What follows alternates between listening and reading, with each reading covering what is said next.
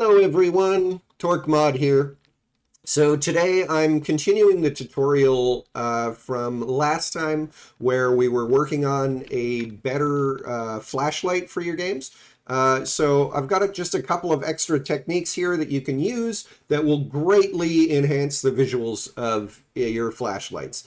To start with, what I've done is I have created a flashlight spot pattern.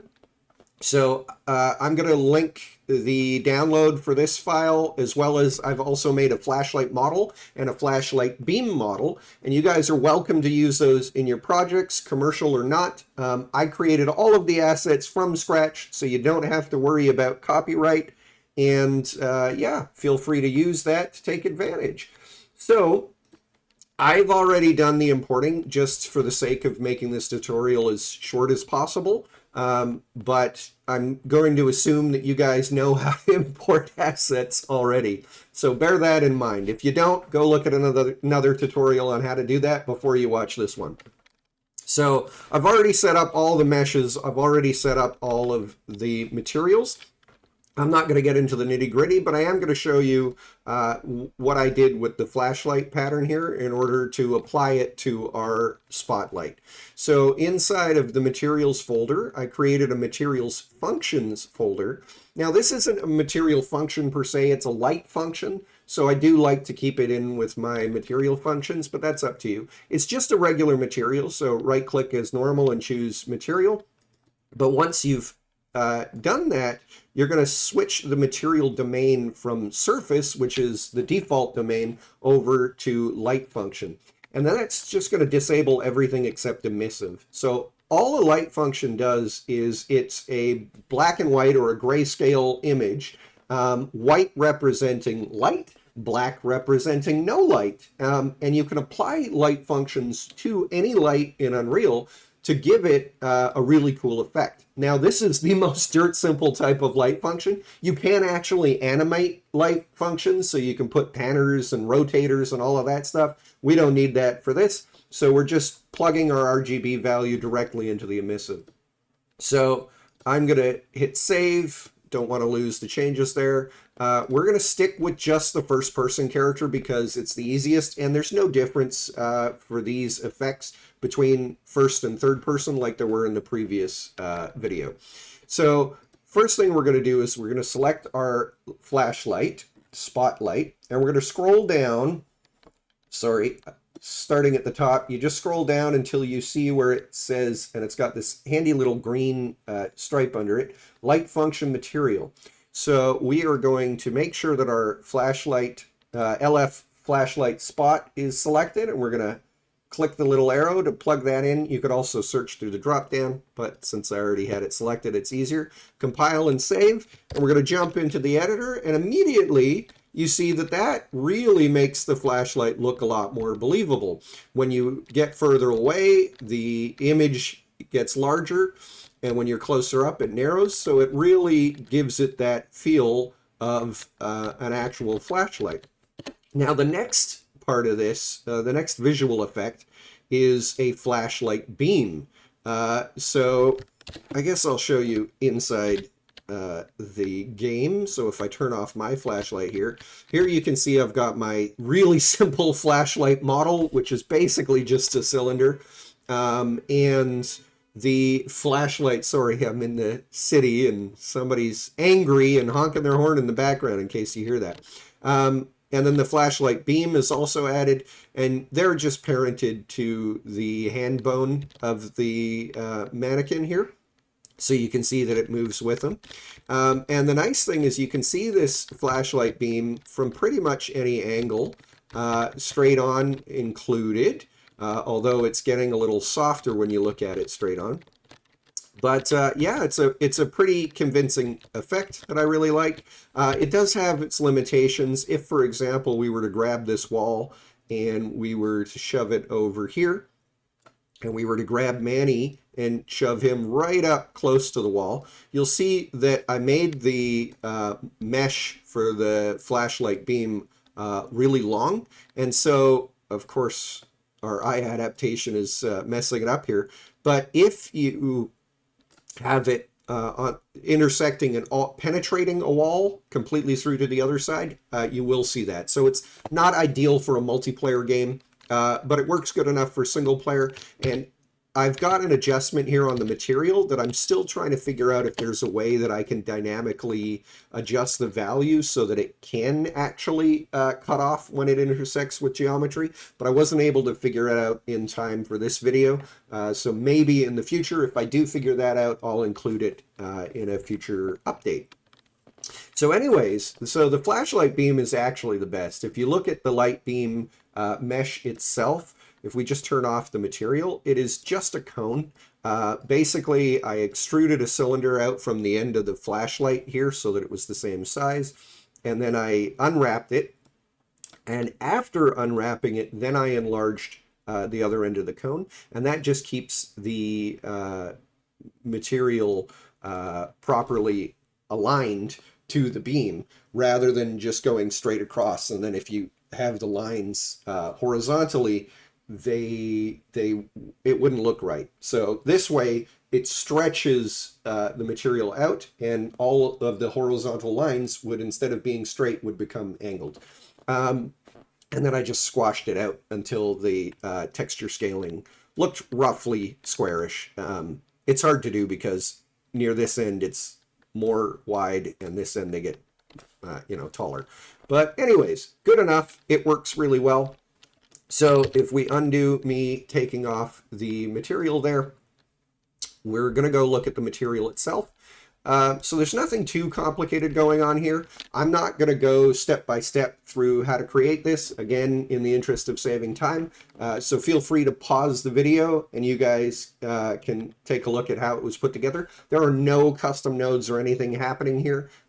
So they're all just static parameters, or scalar parameters rather, that you can get by holding S and left clicking and give a parameter name. So that's what all of these here are. And then we've got a linear gradient with texture coordinate. We're inverting it. It's just flipping the direction of the gradient so that it matches the mesh that I created. So you guys don't have to worry about that if you're using it with my beam mesh. If you're not using it with my beam mesh, then you might need to flip it or not flip it using the 1- in order for it to match the UV layout of your custom flashlight beam. Then we've got the beam color and the beam brightness. Now, if I try and bring this over here and move it around so that we can actually take a look at the beam while I edit these settings. If we take a look at the different parameters here, this is where it gets interesting. So the Fresnel, right now I've found that a value of 1 works really well, but I'll show you what it looks like without it. So if we crank that value up, you see this is just an emissive cone. And that's what a lot of flashlight beams in earlier games looked like. They were basically just a cone model and set with an emissive material.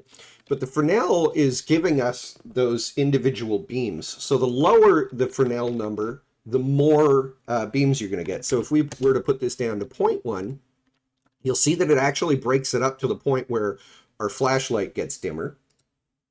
And if we adjust it to 0.5, that's when you can see that there's a lot more breakup. If we put it to 2, less breakup, and 5, none at all, basically.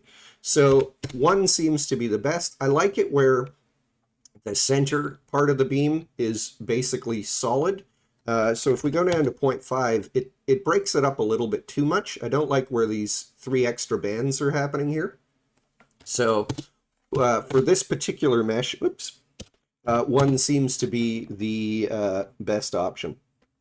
Now, you'll notice that there is a camera depth fade happening here. And what that's there for is to stop the beam from clipping through the camera. So you'll notice that as we get closer, and it is a 2-sided material as well.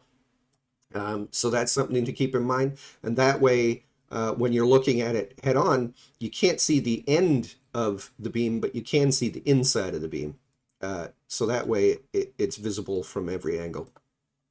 So as we get closer to this beam, you'll notice that it's still terminating with the screen here. It's basically kind of giving it a vignette against the camera.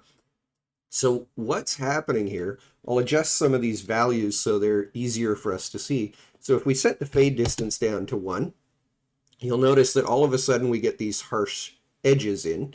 And then if we change the camera fade offset down to 1, you'll see here's what you would get if you were intersecting with a regular mesh. You would get these really harsh edges against the camera. And so what this fade offset is doing is this is allowing us to control the distance at which the mesh is basically culled or clipped away from the first person camera.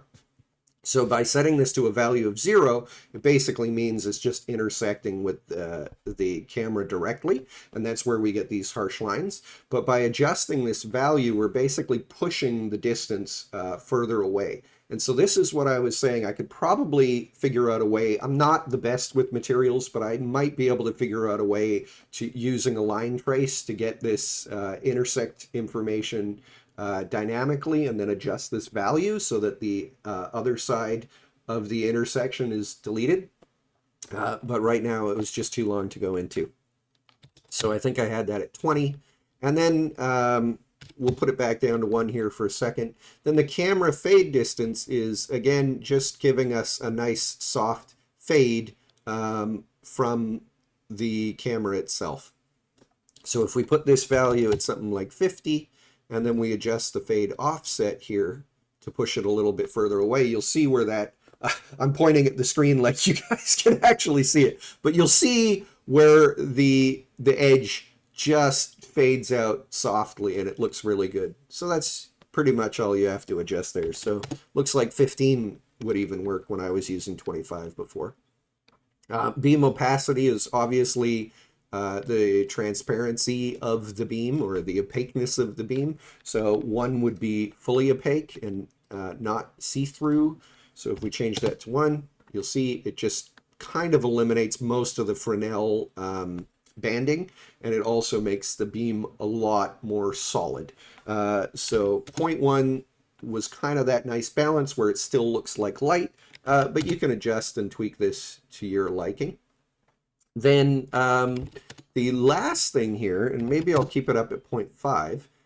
So the beam intersect fade distance. Now this is the distance at which, if we take the wall and we throw it back over here and get the flashlight beam intersecting with the wall there, if I can get the camera in the right position. So you notice that it's a nice soft fall off here. There's another issue though. It is also intersecting with the flashlight mesh itself. And so you'll see that around Manny's leg here, the flashlight beam looks a lot more see-through. So you kind of want to play with the value till you get the best of both worlds. So if we lower this down to 1, you'll see we get a really sharp edge where the flashlight beam is intersecting with the wall, but it completely fixes the issue with Manny's leg showing through. And of course you would want to adjust your opacity back down. So it fixes that issue with Manny's leg, but it makes a really harsh edge. So maybe 100, 50, 25, you can kind of play around. And this is where, you know, it's up to your artistic license. I actually don't think it looks too bad when you see the beam having a sharper fall off there, because it kind of would be how light would play with it. So if we set it to 5, let's see, 1, no, 1 is terrible. 10's not bad. Maybe even 5 works. So it gets you just a soft fall off, but we get the benefit of it not fading out too much where it intersects with the flashlight itself. Anyways, guys, so that's pretty much it. Oh my God, guys, I'm trying to rush this so fast because my roommate's almost going to be home from work, and I was trying to get this done as this is the second time I filmed it, but I missed quite a lot, actually. So the first thing I missed telling you was the blend mode for the flashlight beam is additive, and my giant face was in the way, so I shoved myself over. So hopefully you guys can see that now. So the blend mode being additive is really important because you want to have it adding to the scene. Translucency doesn't give you the right effect, and it ruins the banding with the Fresnel there. Then the other part of this that I didn't get to mention, and I'm hoping I get to fix this before my roommate opens the front door here. If we go back to our flashlight level, the most important part for me was the shadows. So if you look at this, you can see that there are some shadows happening here with this chair model and with Quinn there, but they're not very obvious. You can see it right along the edge of the arm of the chair. And so that's something that I wanted to show you guys how to adjust, and it's a really quick adjustment here. So inside of our first person character, we're going to select the spring arm. And here with the socket offset, we're going to set it to -50. And that's going to push it over to the left. That doesn't help when you move those values accidentally in real time when you're trying to pan the camera around. So that's going to jump at 50 units over here. Then we're going to grab our flashlight and we're going to rotate it 10 degrees on the Z so that basically it's aiming roughly back at center. And what that's going to give us is what's actually happening here. Actually, if I undo these two changes here first, I'll show you the reason why I came up with this method. So if you go in and you look at our original version from video 1, and we hit Control 8, just F8. Too many shortcut keys to remember. If you jump over to the side here, you'll see that our shadow is actually being rendered fine. The problem is it's smack dab in front of our camera. Our camera is basically lined up directly on with the flashlight itself, which makes the shadow impossible to see because the object that is being shadowed is obscuring the shadow itself. So by, let's just put the 10 degree rotation on there and then -50 here. So by making this adjustment, we're essentially just skewing the shadows so that they all kind of push a little bit to the side. And so if we hit play here again, you'll see it doesn't really look any different than our previous version, but impressively, our shadows look a lot nicer. They're now popping out. I keep putting my hand up to the screen like I'm showing somebody in the room here with me. But you'll see that our shadows are now popping up to the side. And now when you look at the chair, not only can you see the shadow around the arm there, but you're actually getting this really cool effect like in Left 4 Dead, where the shadow itself is moving around the mesh. Now, you might be wondering, why do the shadows look like they're dithered on the edges? They're getting all pixelated around the edges. That's actually something that's new with Lumen, and we can adjust that by going into our project settings and searching for shadow here. Now, Lumen uses virtual shadow maps, so Unreal 5, which is much better for high polygon geometry, things like nanite, but it doesn't look so good yet. I'm sure they're going to fix it in the future. But the edges of the shadow don't look so good with lower poly geometry. So if we switch back to shadow maps, which was the Unreal 4 method, and then we hit play and jump in, you'll see that your shadows look a lot better. They're a lot more crisp. And then you can make adjustments to the shadow bias to get that soft dithering. So this is giving us shadows that look a lot more like Left 4 Dead, where they're actually popping out for the geometry, from the geometry. So that's it, guys. Those were the couple of things that I missed in my rush.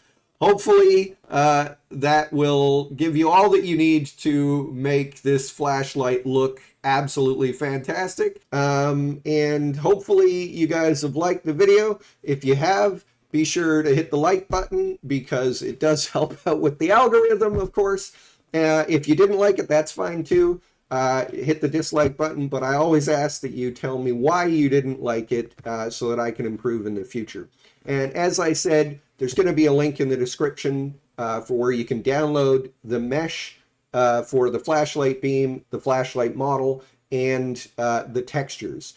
You'll have to put together the materials yourself, but I do that on purpose so that you guys are actually learning, because if I just hand it all to you, I don't really think it's much of a learning lesson. But again, feel free to use them in your commercial projects. And yeah, hopefully this video has helped you guys. Thanks so much. See you next time.